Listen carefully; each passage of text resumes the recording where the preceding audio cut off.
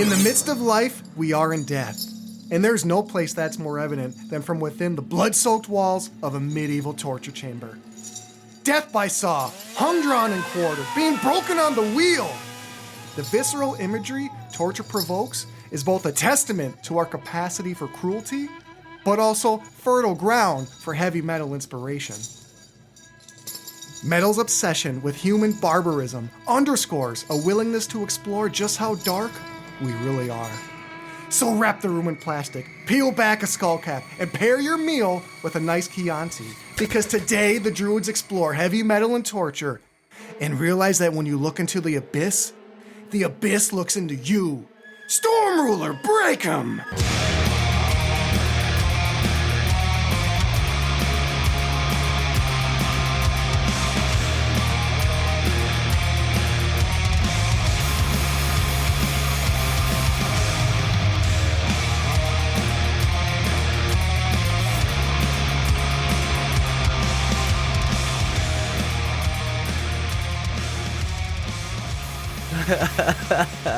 That was good, man. That was another one take Betty. Had a little break, but this bitch is back. That was good, man. I like the pairing with the fava beans or the Chianti. It's always good to start a meal with a nice protein or legume. And just get a nice fully balanced meal. I hear you, man. Yeah. Give me a second over here. All right. This man is still recovering from inhaling a metric ton of... Frannie, I suppose it should be an okay time. I don't want to open the episode this way. Lots of shit's going to get edited out here and there, but it's a recently legalized thing, marijuana, and I thought it'd be a good idea to take a fucking huge bong rip right before this episode for the first time in a long while. I thought it would help give me more energy, so I haven't been sleeping. And little did I know it would leave me tripping up on my own words and looking at you like I need to call you sir. Oh man. Well, you know what? You're doing double duty because I can't smoke, so you're smoking for the both of us. Otherwise, we'd be right in the pocket, baby. Right in the pocket. Well, it's fucking great to see you. What up, my druid from another fluid? And welcome back, Droomies. Great to have everyone here with us again. We've got a fucking eviscerating new episode set to slash, stab, and stun, as we're going to be exploring heavy metal and torture.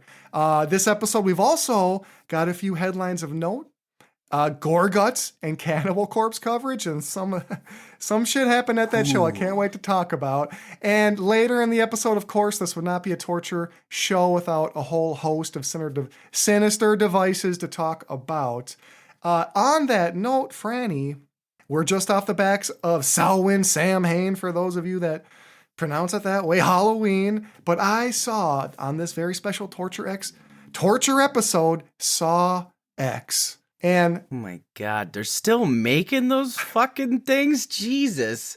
This is as bad as the Fast and Furious franchise at this point. Holy shit, man. It's basically the Police Academy of horror movies at this point. But I'm shocked to say this, and I'm not going to belabor it, but Saw X was better than it had any right to be. Wow. So, that kind of was a good impetus for this whole episode here on torture. We're heading quickly into the Trans-Siberian Orchestra time of the year here in Minnesota. Oh, yeah. It's fucking... I mean, we had snowfall once, didn't stick to the ground, but Jesus, as every episode, I feel like we're going through seasonal change on the show. It's so wild, man. And we're going through seasonal changes, yes, but I feel like we're starting to revert because I was looking ahead at the forecast next week. There's like 2 60-degree days next week. And I'm just like, what in the hell is going on here? What is happening? If we're an esoteric show, it's a perfect opportunity to squeeze in one last butthole sunning before the winter comes. Never try. I would be open to trying it because have you ever had a boner in the sun? It feels fantastic. I mean, not fully exposed in the sun, but I've had a boner while being... Oh my God, have you shat outside? Oh yeah. But I didn't have a boner while shitting. I mean, yeah, shitting feels good, but it doesn't feel that good. These things are not mutually exclusive, my friend. Sometimes a great shit is all you need. Well, Frannie, it's dark over here. I'm taking my vitamin D. I'm trying to not get the fall blues. But admittedly, It's probably so hard. I've been eating lots of just fucking nasty food, looking for comfort, trying to get my serotonin up. And I went to fucking Burger King and they told me, "You rule." And I thought they were so nice. All I could think to say was, "No, you rule." And I had no you idea. did not. I'm like, I had no idea this was like some kind of fucking new have it your own way marketing bullshit. But bottom line is I tipped the guy. He gave me he made me feel good. And then later I found out this Hell is like yeah. it's their new fucking commercial system. So that's what I'm dealing with over on my fall. Hell yeah. Man, I would have loved to see that exchange. That's just like getting off an airplane or getting ready to go on an airplane and somebody be like, "Have a nice flight," and you being like, "You too," just like the commercial. Like, I can't imagine how like silly that exchange would have been. But you know what? I'm right there with you, man. I work at night, so like, especially this time of year, I rarely see the sunlight. So trying to get the serotonin levels up, doing whatever I can, just freebasing vitamin D as often as possible is mandatory for me. I prefer intravenous injection, anal uptake. Oh yeah. Just fucking give me a fucking coffee enema and then bring me that crushed up vitamin D. Just fucking make sure it hangs on to every polyp in the old track. Oh, Jesus Christ.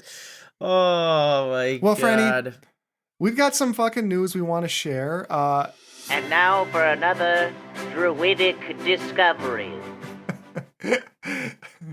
It's just so perfect. Well, Bruce Dickinson of Iron Maiden fame, of course, we're huge Maiden fans over here, but he's got absolutely. many years later, you know, his solo career is pretty fucking decent, and he's got a new album coming out, The Mandrake Project, and this dude is nothing if not a Star Wars merchandiser because it's like, and by the way, how Bruce is dynamic. I love the guy, but how much is enough, Bruce? Because he's coming out with this album with an 8-page prequel, Afterglow of Ragnarok, which is some sort of 3-part graphic novel series. And apparently Bruce, as part of this huge gala of press coverage, he's going to be the keynote speaker at Brazil's Comic-Con. And apparently this is all tying into this graphic novel, this upcoming album, The Mandrake Project. And there's a single coming out on December 1st. All that said, I've always had this suspicion, Frannie, that the last few Maiden albums are like bordering on 2 hours, probably because of Bruce Dickinson. I mean, probably the guy. It's like you said, the guy's so dynamic, and I had no idea about this project. And to be honest with you, I haven't really dabbled in a lot of Bruce's solo work before. But so, okay, you said there's a book or a short story accompanying this album. It's an album. It's an album. It's a book. It's a electric car. It's a fucking mammogram machine. Does it slice, dice, and chop? Well, in this episode, it sliced, dices, gnashes, and maims. Oh, there you go. All I gotta say. Well, what else do we have here? I'm gonna check it out. I think you all should too, but it serves to mention that, yeah, Bruce, a little long-winded, as are your boys. Frannie, what else we got? So we got Joey Belladonna of Anthrax recently sang the national anthem at the Broncos versus Kansas City game this season. This is for NFL fans and non-fans alike. It was pretty awesome. Joey Belladonna correct me if I'm wrong, I believe he's also a pretty big Vikings fan too, right? Yeah, he's got the sickness. Yeah, which I don't understand, which is just crazy to me. So, but it's pretty rad that he, is getting to sing the national anthem at these kind of sporting events. You don't really see a lot of like metal musicians or vocalists getting to do this kind of stuff, I feel like, and that is especially not for like the NFL or NHL or any other kind of sport like that. No, I mean, more power to him, and I don't. If he can't touch Whitney Houston, we've gone back and forth and done the paces all over that topic. But I guess to close these druidic discoveries, just trying to hit you with a couple of headlines that we thought was worthwhile of your time. Make note that the Milwaukee Metal Fest presale early bird tickets just announced. They're now available. They have payment plans. Your boys are going to be there, so I can't. I can't encourage you enough, but to get your asses out to Milwaukee next year, pre-sale tickets. And apparently there will be no repeats on this year's lineup. So we're going to be following that story closely as it evolves. And as said, we'll be locked and loaded with Might House to attend that in 2024. Hell yeah. I'm so jacked to go back. That was so much fun, so memorable. As you said, no repeats, and more importantly, more food options. So that's going to be pretty awesome too.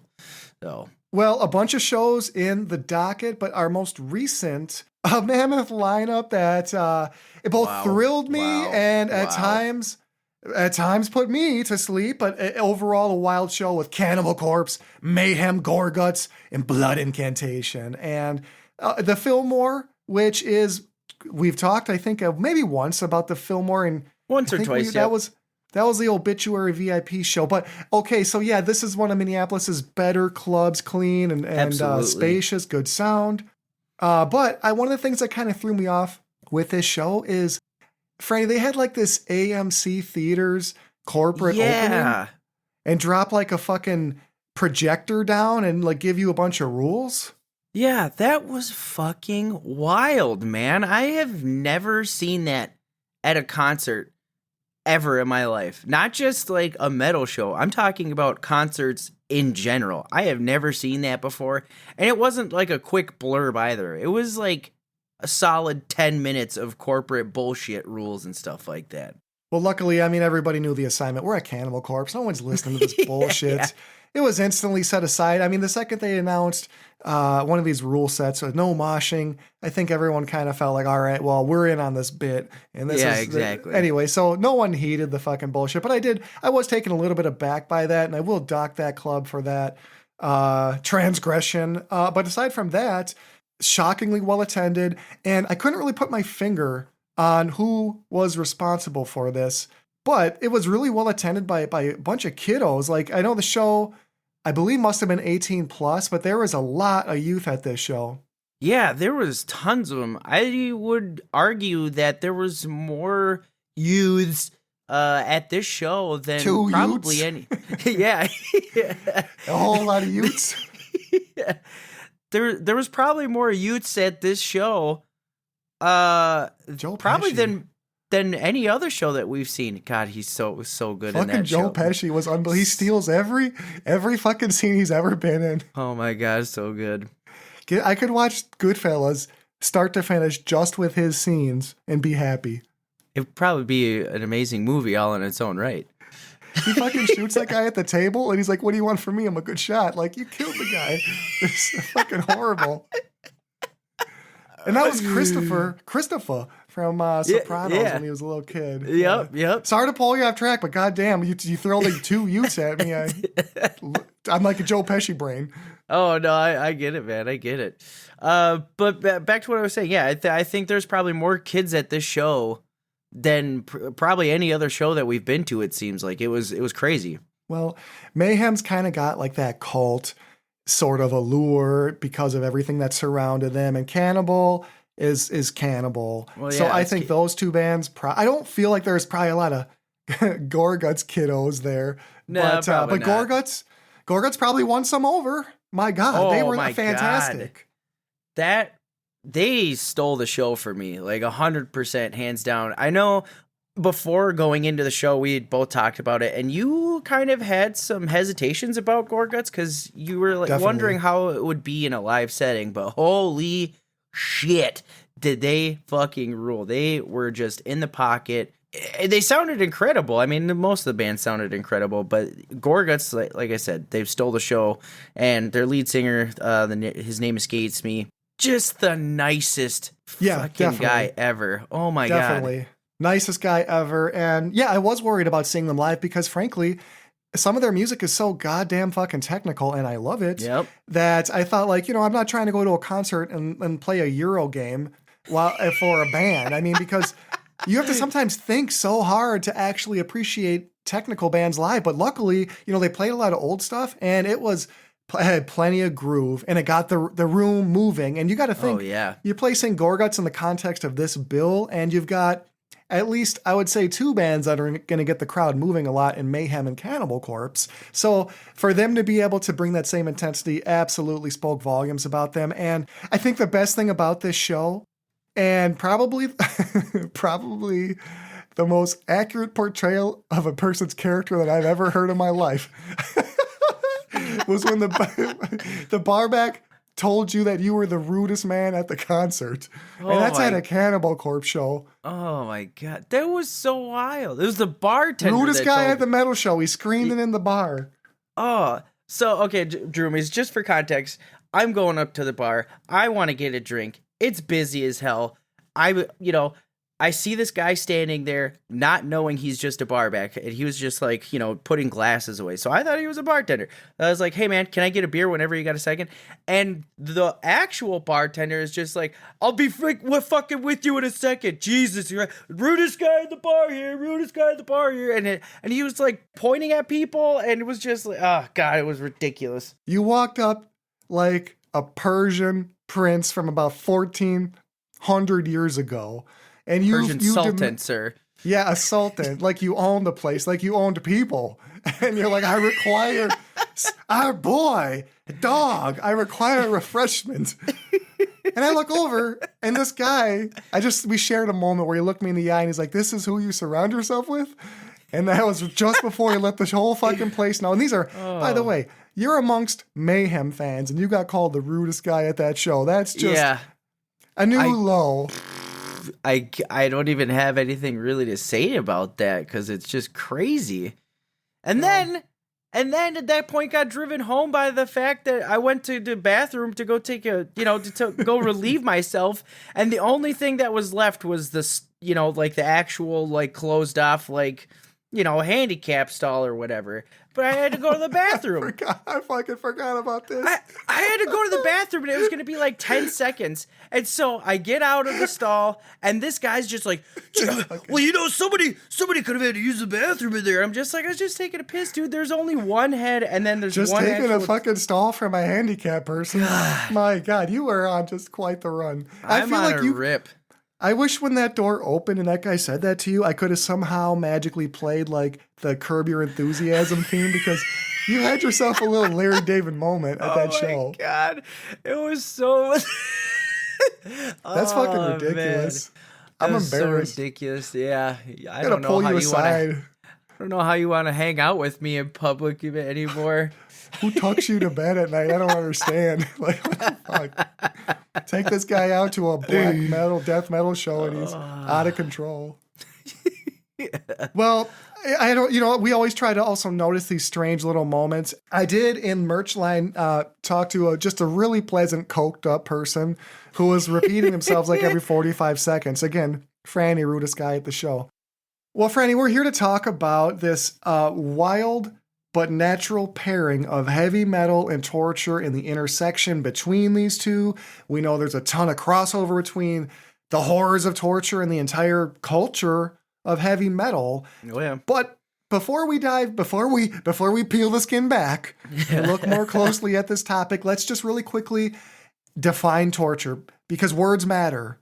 So torture, the infliction of intense pain as from burning, crushing, or wounding to punish, coerce, or, and this is the fucked up part, or afford sadistic pleasure. How dark.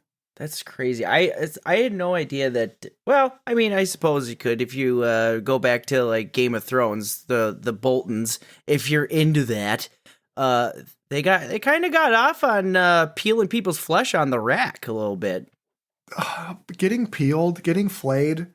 I mean, my God. Oh boy, especially off the heels of watching Martyrs, the French version, which has a scene of a person getting flayed. I can't imagine a more cruel thing to do to someone. How horrible. Oh my God. I couldn't imagine. Don't want to. No, thank you, sir. Well, there's a ton of crossover between metal and torture, including imagery of, first of all, my God, depicting human barbarism or sadism. You've got lyrics in heavy metal that dive deep into the depravity of man's inhumanity to man, the dark exploration of the human condition, the human experience, psyche. So what better personifies those darkest corners than torture? And what better genre to explore said torture than heavy metal, where, I mean, Frannie, it's a pretty wide open genre in terms of be as creative as you want to be. Absolutely, man. I mean, going back to, like you said, the imagery and the lyrics, there are tons of things that just pop out from album covers or even band names, for God's sakes. Cannibal Corpse, like that's just oozes barbarism, or like decapitated entrails. I mean, there's so much that goes hand in hand with heavy metal and torture. It's almost, I don't want to say a match made in heaven, perhaps a match made in hell. Match made in hell, I think, is fitting. But yeah, Entrails, what a good band. They popped up on my workout list this morning, and just that great old school amorphous sound. Man, I love Entrails. They're fantastic. Put a pin in that. We'll be back to them later.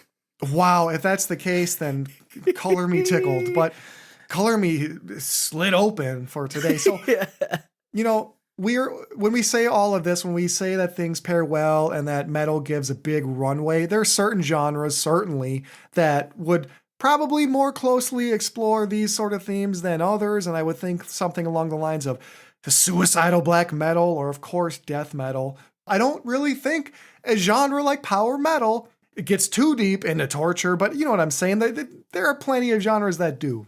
Oh, absolutely. Absolutely. Yeah. Power metal is more like chucking some dice and slaying some dragons and saving princesses for the most part, I feel like. Certainly, metal is not unique to being open to exploring themes that are edgy. I'm not trying to take ownership over that, but I just feel like as a genre, the boundaries are pretty wide open, provided you still instrumentally play heavy metal. Otherwise, people are going to tear you the fuck apart. But lyrically, do what you want to do. So culturally and artistically, let's take a look at that perspective. So we've gone a little bit into the fact that there really isn't another genre that's going to dive into these topics as hard or as viciously as metal. But beyond that, there are specifically bands or entire albums or catalogs that seem to be predicated on heinous acts of violence. So there are bands that actually just stay in this lane at all times. And I know this is a little bit of a stretch because they perhaps don't sing about torture, but they are named after a torture device, and Iron fucking Maiden is one of the biggest examples I think of when we talk about this crossover. Absolutely, man. And you don't get a more iconic like torture device and an actual band paired with it than Iron Maiden. I can't think of anything else that pairs as well as that. You're turning people into human Play-Doh when you put them into a fucking Iron Maiden. Like you fucking squeeze someone in an Iron Maiden, there's a little hole at the bottom of it for everything to run out. My God. Just get a string of intestines flowing through that thing. It's like one of those, it's a panini press. It's a fucking Iron Maiden. It's terrible. You're getting juiced. The worst way possible. There's some juice I can tolerate, but that's the worst kind. Good Lord. -1 Yelp review for the Iron Maiden. But there's this bands like Iron Maiden who take their namesake after this torture device, have sort of this convergence over both history and brutality. And those are both two things that metal bands culturally have been really inspired by, history and brutality.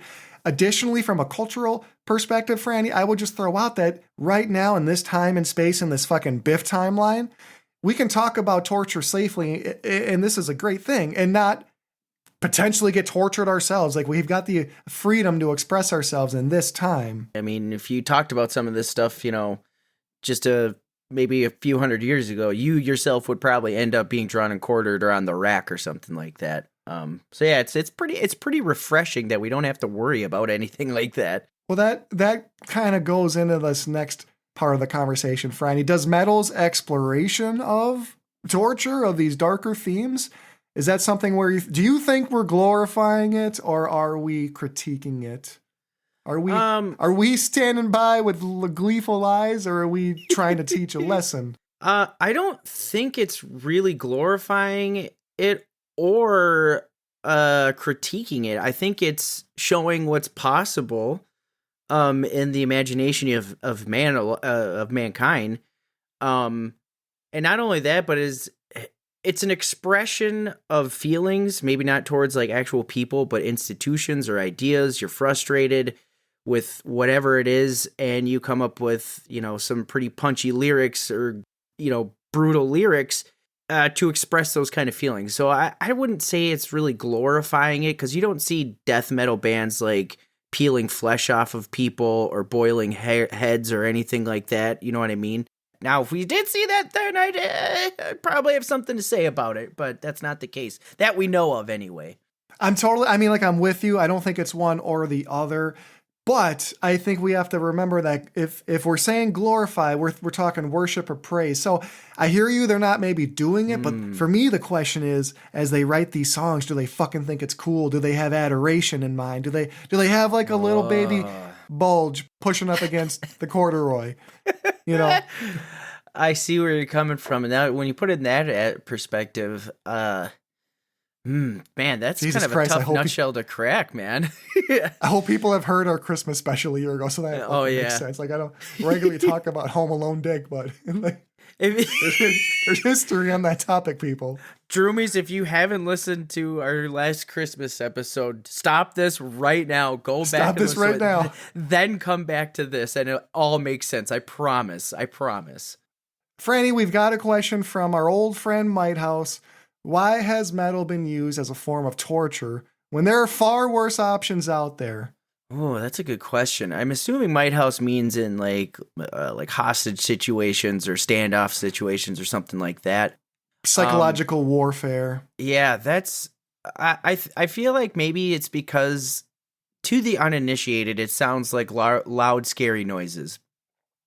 But to the initiated, you'd probably be like, oh, fuck yeah, turn this up, but I agree with you. There are some way worse options out there. Fucking mumble rap would literally make me want to jump off of like a 12-story building. Yeah, mumble rap is tough. You have to really be stoned for mumble rap to work. I just can't get behind it, man. I love hip hop, I love rap, but I just cannot get behind that particular flavor of. It's Xanax music. That's what people, they. But fuck. Why we don't want to? Yeah, I feel. Yeah, to each their own. But I mean, for me, it's metal is just depending on what culture you're from and your unfamiliarity with that sort of sound. Like, you don't necessarily have an ear for even how to listen to it. So like, to your point, yeah, just a wall of sound. I mean, even in my daily life, most of the people I know come in an American context and they would be like, this is hard to listen to. So especially when you think about like, I'm thinking this in terms of war, and I'm sure we've broken people down with things like heavy metal because it is tough and it does make you feel things. And for me, sometimes those things are really powerful, but sometimes some types of metal can be tough. Oh, absolutely, man. Absolutely. I've definitely gotten some not good feels when listening to certain albums or songs. Sometimes it'll just kind of hit you in the heart box the wrong way, and you just kind of want to, you don't know how you feel about it. So yeah, it can really stir some shit up in people for sure. Yeah, it's just intense music. Subject matter is tough. If you've got any kind of like hypersensitivity to noise, you're fucked. And then, oh yeah, this is not for you, Chief. Setting aside vocals, you get bands like Pig Destroyer that sound like a fucking tortured pig. I mean, that's hard to get through. So for my house, for all the above reasons, metal's fucking abrasive like steel wool. And if you're not prepared for it, it's going to destroy you. So, and think about that for like 36 straight hours. You haven't slept. They're probably like peeling back a toenail occasionally. And now you got to listen to like, Whitesnake for 14 days. Oh God, I can handle a little bit of Whitesnake, but 14 days, jeez, that'll break any man. I fully thought I was placing that at about 60% or better that you were going to be like, Whitesnake Crush. And they got some songs. I was about to say they got some hits, but yeah, 14 days, no thank you. Ugh. Well, here I go again on my own, but some genres just feel more natural, Frannie. And we got another question, and it looks like it was scrawled with a scab that maybe got picked and rubbed across crude parchment because the Cro-Mag Tribal Elder, good old Cro-Mag Tribal Elder, has reached out to the show with his own couple thoughts around torture and heavy metal. But Frannie, Cro-Mag, what's the connection between those that are into the various realms of torture? And he put some quotations, for pleasure, torture included, and the drive to this type of music. So I think really what Cro-Mag is asking about is what goes on inside the mind of a Cenobite.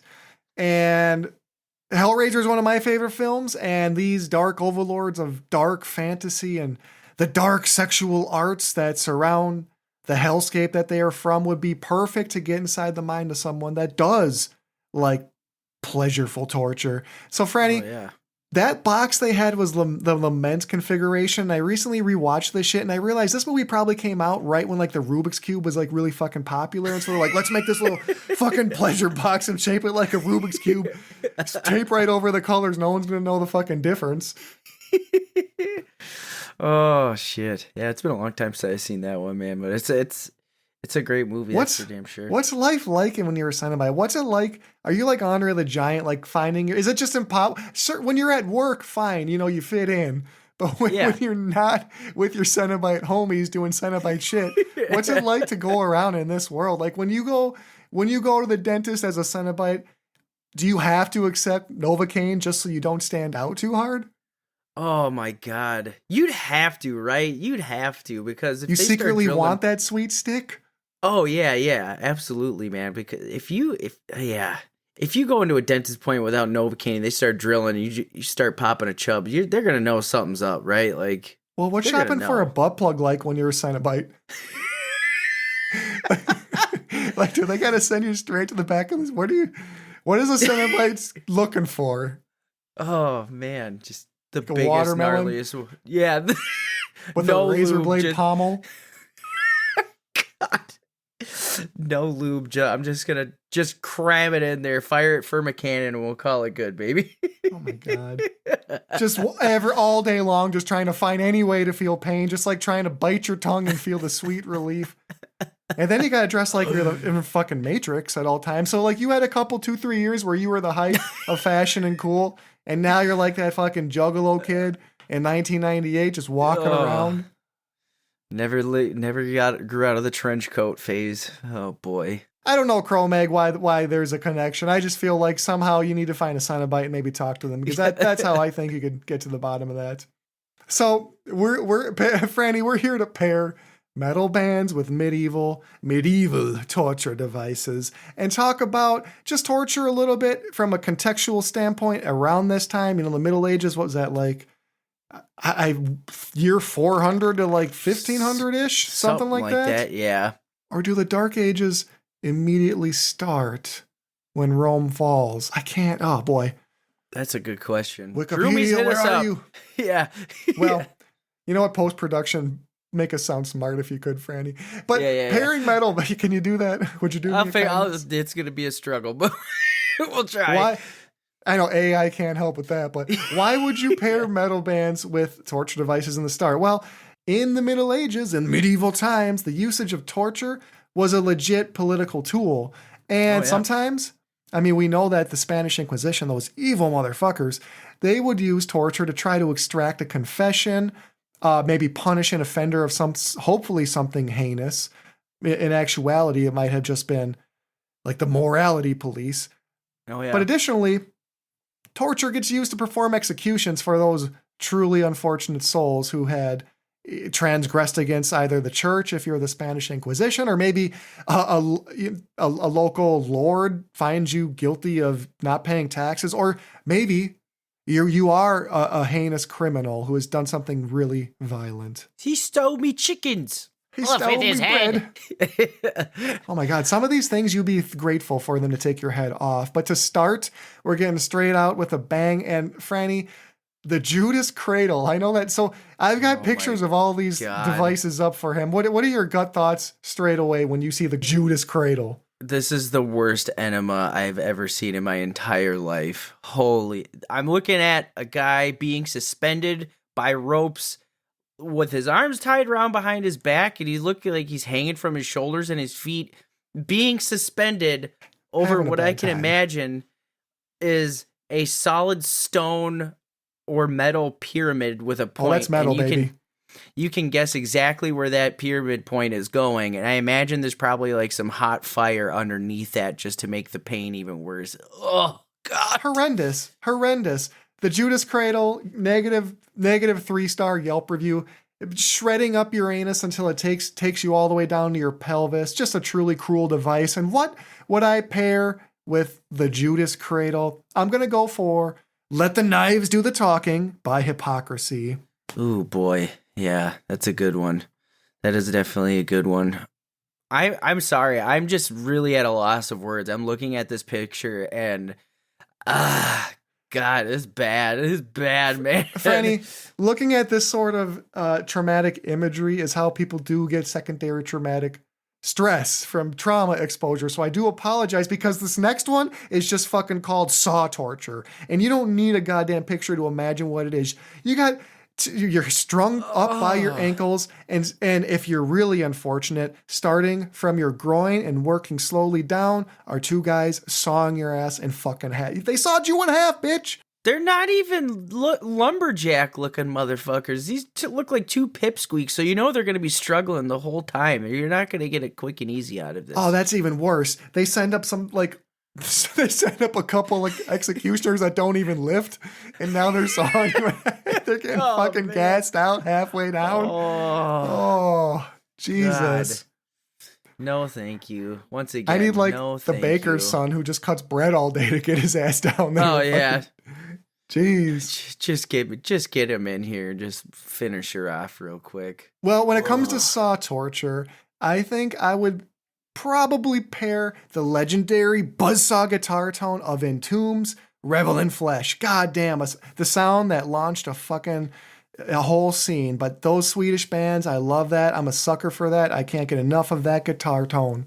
Oh man, the buzzsaw guitar. You could not pick a better band or song for that matter for this pairing than Entombed and the buzzsaw guitar. Entombed fucking crush. All right, guys. So, Droomies, we got another question. If you have any more questions like this, hit us up on our Gmail, druidsofdoompodcast@gmail.com, or hit us up on our Instagram. We're pretty active on both. So if you got any questions, send them there. But another question from a listener says, if you were a torturer, what would be your walk-up music? Think of like a boxing match or whatever. You know, everybody gets their like song that their entrance music. What's gonna be your walk up music? I'm thinking of fucking Vince McMahon popping out from behind the gorilla position, Or coming that. through that curtain, walking like the baddest ass man you ever saw at 68 on performance enhancing drugs, coming down just fucking woo. If I had to pick a song, you know, I think everyone would expect me to pick a metal song, but I think something more like Baba O'Reilly as I walk up. Ooh. Or yeah, you know, something with the slow, maybe the Eminence Front by the Who, just something that builds. What about, I mean, Frannie, what are you walking out to? What you've got your bone saw in one hand and they're just hitting the lights going on, and now all of a sudden your music hits the fucking PA system. What are they playing? Okay, so I'm actually in the same vein as you. A lot of people might think might pick like a Singabog song or something like that, but I'm also picking something not of the metal genre. And I'm thinking the first two songs that came to mind would be Money by Pink Floyd. For some odd reason, don't know why, it just came into my head. But this is probably going to be a popular one with a lot of Droomies. Tiptoe Through the Tulips by Tiny Tim. Oh my God. Oh, that's a good pick though. That's horrible. Oh, man. Talk about one of the scariest songs of all time. That's not actually a scary song. Like, just an unsettling experience. It really is. It really genuinely is. I'm getting shivers just thinking about it. Ugh. I don't. So far, out of all the things that we've discovered, all the torture devices we could discover, I don't know which one's the worst yet. Because they all look Frannie. fucking... oh, my God. The worst one is the next one.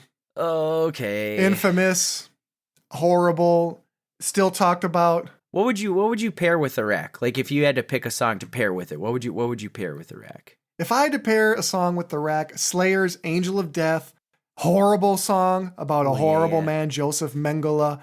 You know, a horrible doctor who did just sadist experiments. May he rot.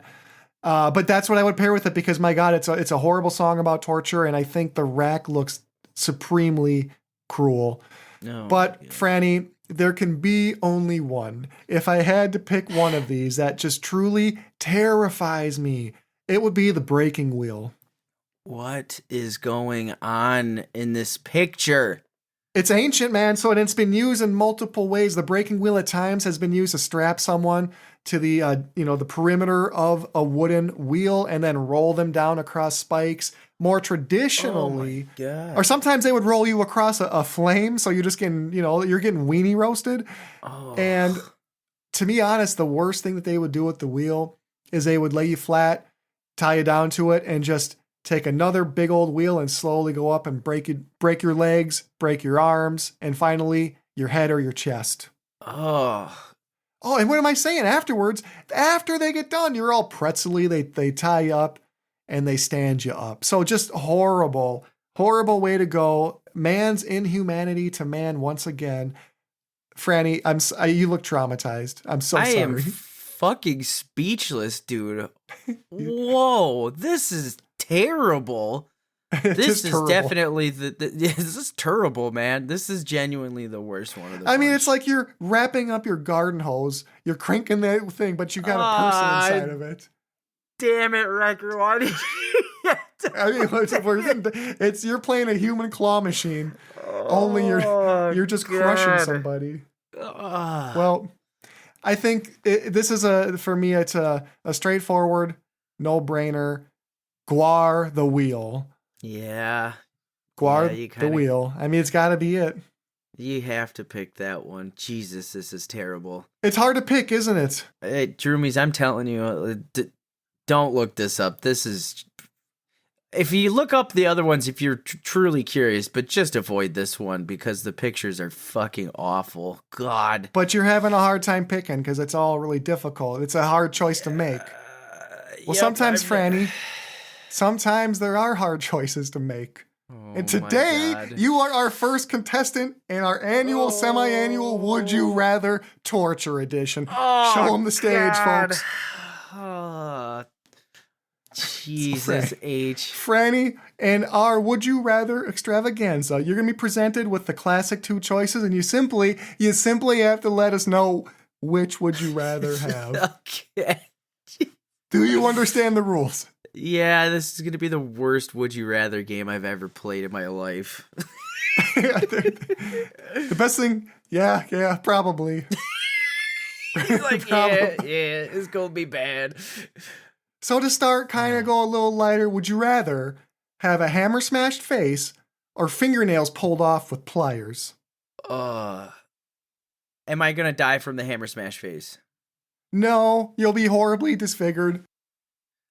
Definitely fingernails pulled off with pliers then, please.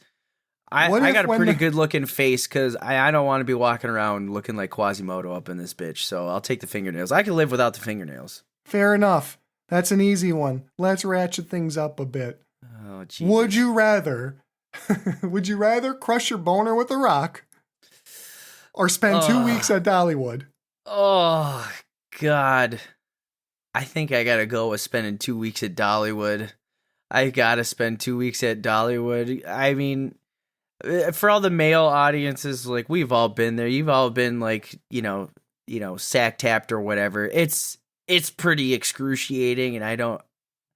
Okay, I'm hearing you. What if you go to Dollywood for 2 weeks and plot twist, it's like Kids Week and they're all camps full of kids with like operational defiance disorder, and they're all just running around like crazy, fucking everything up, causing problems like 1,000 Dennis the Menaces around you. Give me the biggest rock you got. Give me the biggest fucking rock you got. Get me out of there.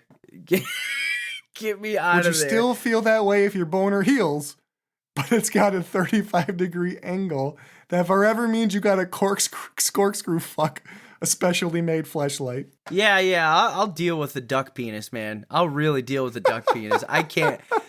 2 weeks in Dollywood by itself, yeah, I can handle it. 2 weeks in Dollywood with a million Dennis the Menaces around, no, not dog. It's like a million of those little redheaded kids from that Prom Child movie. Oh, God. Can you imagine? They look just like them. Oh, God. I don't want to imagine. This is not going to get easier. These decisions are hard.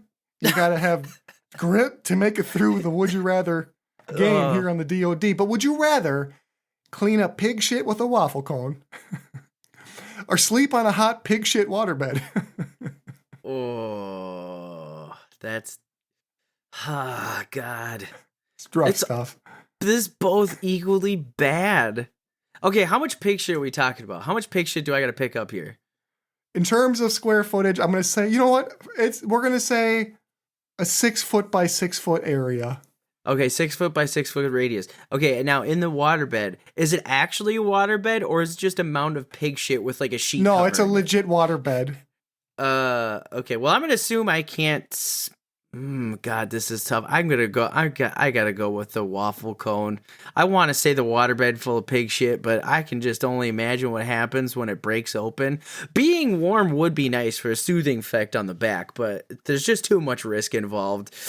Oh, yuck! It would be nice to have a nice warm waterbed, but the methane vapors rising up from these pigs are well fed. By the way, they're well fed. They were bound up for weeks. We gave them anti-diarrhea. Okay, so Frannie, if you have to eat the waffle cone at the end, how are you feeling? I will lay in a non-waterbed mound of pig shit. I would much rather avoid having to eat a waffle cone of shit than. Well, unfortunately, all we got here on Would You Rather is your finest 1988 pig shit waterbed, and it's here for you. But Frannie, I got bad news from you. This ain't a fucking Serta brand waterbed, and it springs a leak. And by the way, you fucking snore with your mouth open a lot. You're getting substantial pig shit spray in your mouth, and you wake up. You're like, I don't remember taking a sip of water. Now, are you still choosing to sleep on the bed, or are you eating the cone? What do you got? I think I will take the ignorance is bliss route and still go with the waterbed. Fuck. This man stuck to his guns. Show him what he's won. Show him what he's won. It's another question. Fuck. You're almost done here, kid. I believe in you. Frannie, would you rather give head to a bum or go viral for shitting your pants down a metal slide at the state fair?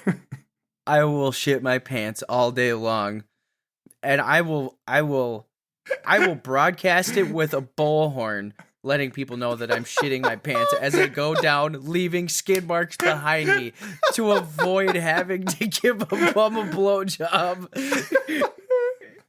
Oh fuck! What if you're so viral you can't fucking work anywhere, you can't fucking go anywhere, you can't even leave your house? Still feel that way?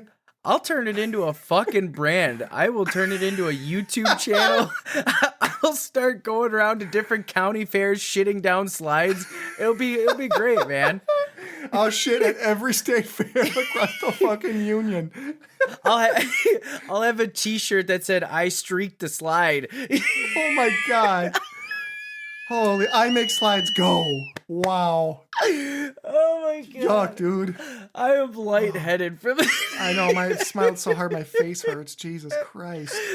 I don't feel like I can ever ask you a more scintillating question than that was out of control. I just love imagining you slide down the fucking thing with a megaphone, shooting my pants. Oh my god, dude. Whew. I legit gotta slow down. That got me so good. That was Frannie. Good. Can't imagine anything but this being a come down after that. But would you rather, in our final question for you, folks, give him a fucking hand. If you're in your car, if you're lifting weights, give this man a fucking hand. He's doing the dirty work. He's putting in work for you here on the DOD. But Frannie, would you rather sleep naked on a packed bus and have full recollection of how it happened? Or would you rather wake up naked in an empty school bus and have no idea where you are? Oh, God. I feel like naked in a city bus or naked in a public bus, but I know how it happened, or naked in a school bus with no recollection. Nothing.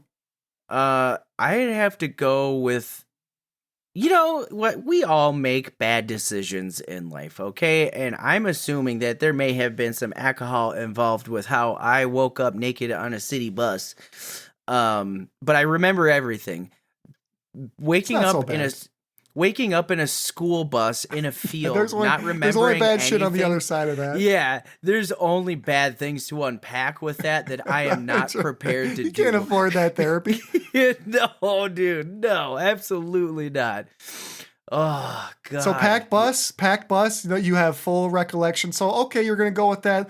Let me ask, would you still do that if it was packed with explosives and the driver can't drop below 50 miles per hour? Yeah, man, I'll be the guy in Speed that's just some weird fucked up dude just hanging out in the back, fully butt-ass naked. Yeah, I made some bad choices last night. Don't worry about it. Give this man a fucking round of applause. He fucking hung tough. Frannie, hats off to you. You are a survivor. You, sir, are a testament to the will and spirit of the human condition to go on. Oh my God, that was the worst game of Would You Rather I've ever played in my life. I can't afford mentally another game like that. Oh my God. Try to get a little limber. You gotta be, oh man. Reminds me of the time I once jerked off with suntan lotion. Oh no. The worst mistakes of my life. That was the longest 3 days of my life. I was probably 17, 18. It's hard to hide a limb for fucking days, dude. Shit was in my webbing. Oh God. You can honestly though, you can tell how old a guy is by what he jerks off with. Like, don't you feel like there's an evolution? Like that map that shows a guy like a monkey ape knuckle dragon slowly walking up? Like there's a corresponding list of lubes that follow that evolution. Oh, 100%. From the time you the time you start yanking it all the way up until the day you can't get it up no more. Yeah, there's definitely a progression. You start off 10 or 12, you're a dry guy. Oh yeah, absolutely, man. Absolutely. And then you move up to the premier stuff, but then as you get older, you can't afford the good stuff anymore. So then you start going to the Walmart brand stuff. And then eventually back down to sunscreen. Oh my God. The chemicals. You go from being a dry guy, you probably start spitting on your dick at 13. And you gotta graduate to some shitty ass Jergens lotion or some fucking Suave lotion. Get to college. You start to think KY is good. Get to your 30s, you start telling people you can't put silicone on silicone toys. God. In your 40s, you're just fucking desperate to get a moment alone. So you find yourself in the back of a bathroom, half palming shots of olive oil in the bathroom closet. God. Your 50s, you're using some sort of organic seed oil. By the time you hit your 60s, you've had a death grip for so long, you got to use petroleum jelly. You really fucking bear down on it. Oh. 70s, just fucking pure adrenochrome lube. Just straight up stem cells. It's just fucking. Oh my God. Oh. Just saying. I'm just saying, there's an evolution. There's an evolution to the whole lubrication. Frannie, you got a fucking review. Hard shit, baby. Oh my God. I don't even know what this episode is. I don't even know either. We've been off for too long. Oh boy. All right, Frannie, it's been a fucking stimulating, horrifying, terrifying conversation about torture. And my God, I'm just thankful that we've even if the show hasn't evolved, our species has. And we're no longer, we're killing people, but not like that. Frannie, take us away with you're guiding our listening journey. We're always looking forward to what you've got to say musically. What are you listening to? All right, Droomies. We're going to take another step back in the old Frannie time machine. Let me pull some levers, punch in some numbers. And we're going back to 2011. For lovely boys from Sweden, I'm talking about Entrails. I hinted to them a little earlier in the episode. But we got Entrails and The Tomb Awaits. This was released in 2011 on FDA Records, now signed to Hammerheart Records. Have you dabbled in the old Entrails before their record? dabbled. I'm fucking elbow deep and I'm pulling them out by the fistful, trying to spread them across a fucking cracker and enjoy my whole afternoon on the French Riviera. Hell yeah, Entrails crush. All right. Are you familiar with this album? I don't know. I've listened to most of their music, but I'm not a fan that can actually name the albums. What can I say? I love them. Well, let me tell you. Yeah, you please do. The Tomb Awaits. This has probably been one of the funnest albums I've had to listen to in a long time. Spoiler alert, this is also like the first real taste of Entrails that I've ever had. Like my first real sit down and listen to of them. I've heard them come up on various playlists and stuff like that, but this will be the first time that I truly sat down and paid attention to it. The Tomb Awaits, it opens with the title track, Tomb Awaits, is one of the most calming and serene openings to an album I can remember in a really, really long time.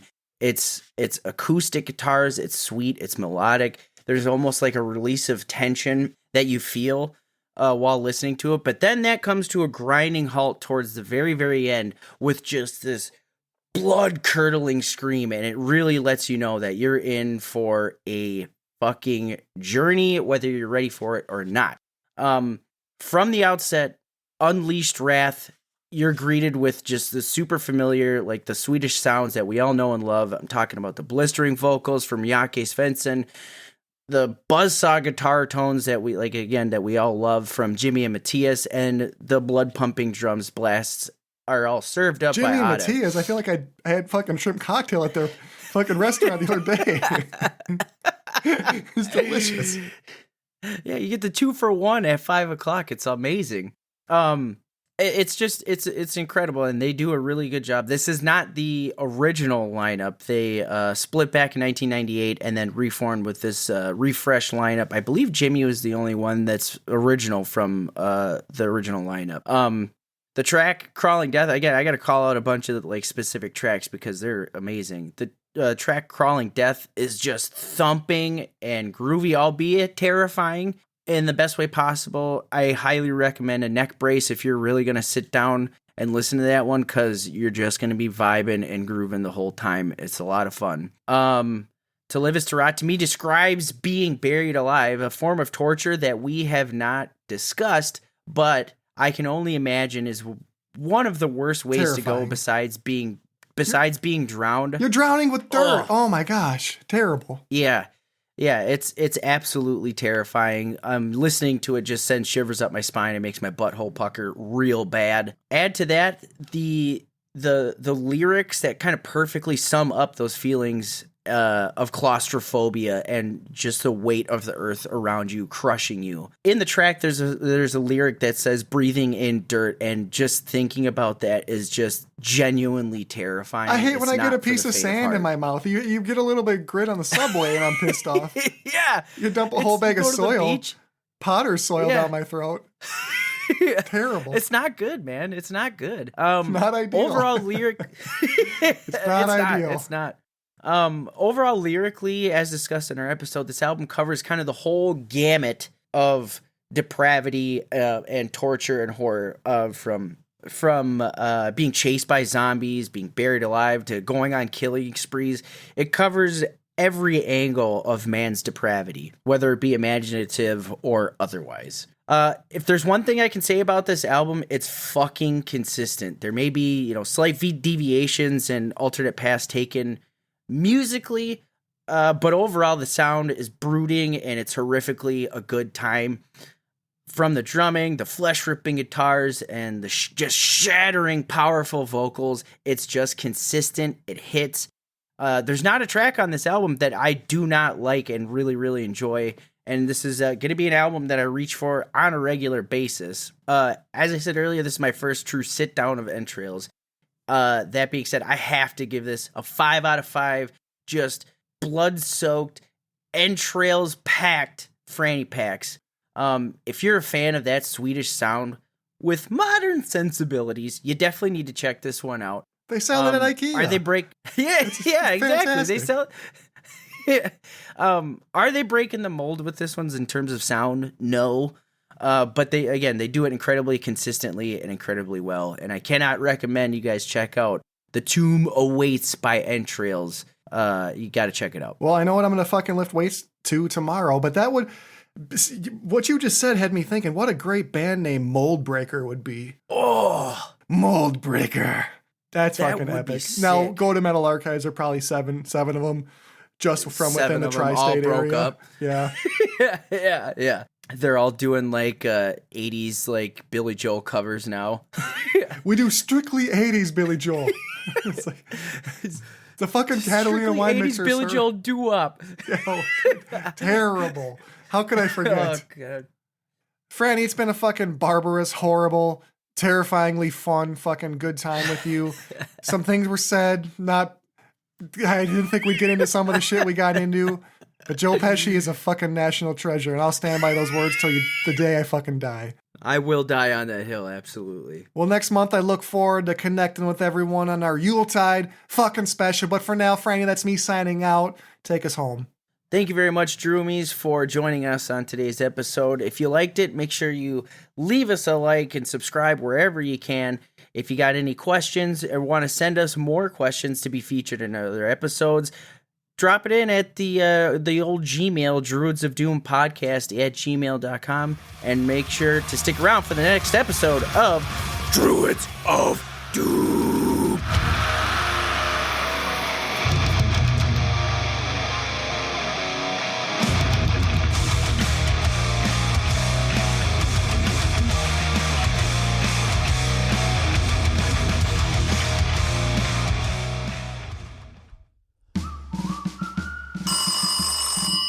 Evening, Colonel. Calling with a quick update on Operation Hobbit Rock. It appears that listening to Fellowship nonstop, it's just as torturous as we predicted. You son of a bitch, Private. Tell me all about it. This is really encouraging. It's still early, admittedly, but so far what we're seeing, fully lobotomized subjects within 13 hours of bombardment. But what's even more promising, the subjects, they're reduced to simply playing air xylophone. It's beyond anything we had hoped for. Tell me something, Private. Are these results unilateral, or do we have any outliers? I just really don't want to kick this up to brass and get jizz all over my face. That's the question I was afraid of. Look, I'm not going to pull punches here, Colonel. It seems about 10% of subjects, they respond positively to Fellowship. What the fuck does that even mean? Sir, certain subjects, well, they become energized by Fellowship. So you're telling me that Frannie isn't alone in this after all? There is an emerging Fellowship fan base. Don't share this with anyone. I am way too vulnerable right now. I bet. After your ex-wife sent pictures of your micropeen to the whole battalion? Whose side are you on, Private? It's not that big of a deal, sir. You can't see anything unless you really zoom the fuck in. God damn it, Private! Wait, are you saying, God damn it, Private, as in to yourself or to me?